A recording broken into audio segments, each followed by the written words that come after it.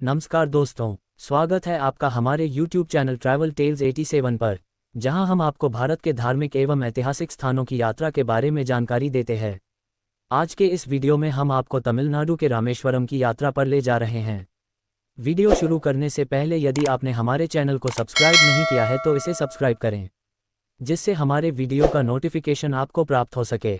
तो शुरू करते हैं। भगवान शिव को समर्पित रामेश्वरम हिंदुओं का प्रसिद्ध तीर्थस्थल है। रामेश्वरम 4 धामों में से एक धाम और भगवान शिव के 12 ज्योतिर्लिंग में से एक पवित्र तीर्थ स्थान है। ये तमिलनाडु के रामनाथपुरम जिले में स्थित है। ये हिंद महासागर और बंगाल की खाड़ी से घिरा हुआ एक खूबसूरत आइलैंड है, जिसका आकार एक सुंदर शंख की तरह नजर आता है। रामेश्वर का अर्थ होता है भगवान राम और इसलिए इस स्थान का नाम भगवान राम के नाम पर रामेश्वरम रखा गया है। रामेश्वर शिवलिंग को सीता माता ने खुद अपने हाथों से बनाया था। भगवान राम ने इस शिवलिंग की स्थापना की थी। पौराणिक कथाओं के अनुसार रावण ब्राह्मण कुल से था, इसलिए श्री राम को ब्रह्म हत्या का पाप लगा था, जिसके पश्चाताप के लिए ऋषियों ने भगवान राम को शिवलिंग स्थापित करके अभिषेक करने का सलाह दी थी। इसी के चलते प्रभु श्रीराम ने दक्षिणी तट पर रेत से शिवलिंग बनाकर उसका अभिषेक किया था।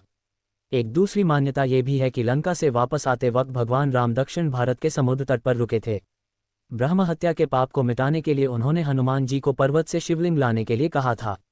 बजरंगबली को आने में देरी हुई तो माता सीता ने दक्षिण तट पर रेत से शिवलिंग बना दिया, जो रामनाथ कहलाए। इसे रामलिंगम भी कहा जाता है। वहीं हनुमान जी द्वारा लाए शिवलिंग का नाम वैश्वलिंग रखा गया। तभी से इन दोनों शिवलिंग की पूजा की जाती है। इसी वजह से रामेश्वरम को रामनाथस्वामी ज्योतिर्लिंग के नाम से भी जाना जाता है। हर साल इस मंदिर में लाखों श्रद्धालु माता सीता जी के द्वारा बनाए गए रामेश्वर शिवलिंग के दर्शन के लिए आते हैं। सावन माह में यहाँ आने वाले श्रद्धालुओं की संख्या कुछ ज्यादा ही बढ़ जाती है। यहाँ का प्रसिद्ध रामनाथस्वामी मंदिर दशरथनंदन भगवान श्री राम को समर्पित है। रामेश्वरम ज्योतिर्लिंग में गंगाजल से शिवलिंग का अभिषेक किया जाता है। इसके लिए विशेष तौर पर उत्तराखंड से गंगाजल यहाँ लाया जाता है। आइए जानते हैं और क्या खास है इस मंदिर में। रामेश्वरम मंदिर जाने के लिए कंक्रीट के 145 खंभों पर टिका करीब 100 साल पुराना पुल है, जिससे होकर श्रद्धालु गुजरते हैं। समुद्र के बीच से निकलती ट्रेन का तो नज़ारा ऐसा खूबसूरत है जिसका एहसास आपको यहाँ जाकर ही होगा। वैसे इस पुल के अलावा सड़क मार्ग से भी यहाँ पहुँचा जा सकता है। इस पुल को पंबन ब्रिज कहा जाता है। रामेश्वरम मंदिर का गलियारा दुनिया का सबसे बड़ा गलियारा है। रामनाथ स्वामी मंदिर के बारे में मान्यता है कि यहाँ दर्शन करने से पहले यहाँ स्थित अग्नि तीर्थम में स्नान करने होते हैं। यहाँ स्नान करने से सारे पाप धुल जाते हैं।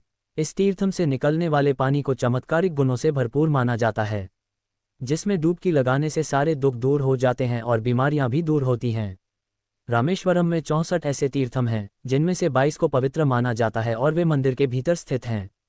इन 22 तीर्थम में से प्रत्येक इतिहास और परंपरा की दृष्टि से महत्वपूर्ण है। ये सभी 22 तालाब मीठे पानी के कुएं हैं, न कि खारे।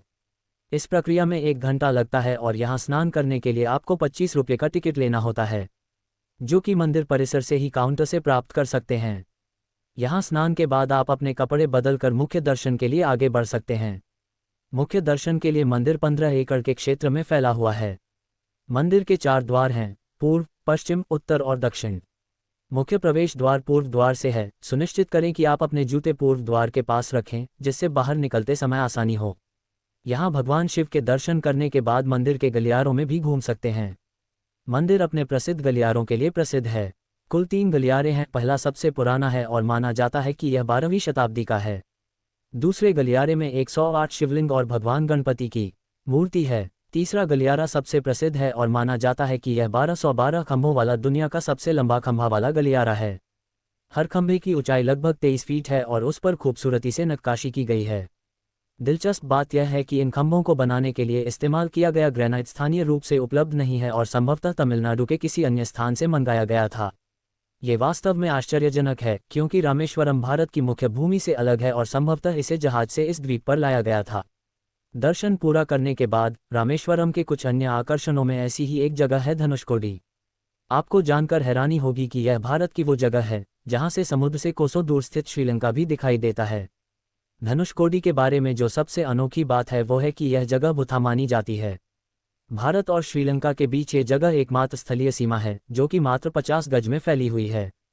पंबन ब्रिज एक रेलवे पुल है जो पंबन द्वीप पर रामेश्वरम शहर को भारत की मुख्य भूमि के मंडपम से जोड़ता है। 24 फरवरी 1914 को खोला गया ये भारत का पहला समुद्री पुल था और 2010 में बांद्रावली सी लिंक के खुलने तक ये भारत का सबसे लंबा समुद्री पुल था। डॉक्टर एपीजे अब्दुल कलाम राष्ट्रीय स्मारक भारत गणराज्य के पूर्व राष्ट्रपति एपीजे अब्दुल कलाम को समर्पित एक स्मारक है जो पेकरुम्बु, रामेश्वरम, तमिलनाडु, भारत में स्थित है। इस स्मारक का डिजाइन और निर्माण रक्षा अनुसंधान और विकास संगठन डीआरडीओ द्वारा किया गया था।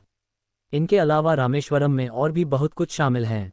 यदि आप यहां आने का प्लान बना रहे हैं तो हवाई जहाज से रामेश्वरम आने के लिए निकटतम एयरपोर्ट मदुरई में है, जो शहर से लगभग 149 किलोमीटर दूर है। तूतीकोरिन एयरपोर्ट भी 142 किलोमीटर की दूरी पर स्थित है। एयरपोर्ट के बाहर से बस, कैब और टैक्सी लेकर रामेश्वरम पहुंचा जा सकता है। ट्रेन से यहां आने के लिए भारत के सभी प्रमुख शहरों से रामेश्वरम जाने के लिए सीधी ट्रेनें अवेलेबल हैं। मगर यह ट्रेन केवल रामेश्वरम से एक स्टेशन पहले यानी मंडपम तक ही पहुंचाएगी, क्योंकि रामेश्वरम तक के लिए ट्रेन यातायात अभी बंद है। नए पंबन ब्रिज के बनने के बाद इस साल ट्रेन यातायात शुरू होने की संभावना है।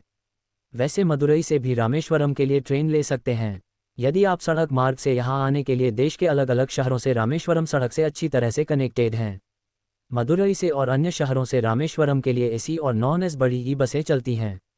तो दोस्तों, अगर आप भी रामेश्वरम घूमने का प्लान बना रहे हैं तो श्री रामेश्वरम ज्योतिर्लिंग मंदिर अवश्य आएं।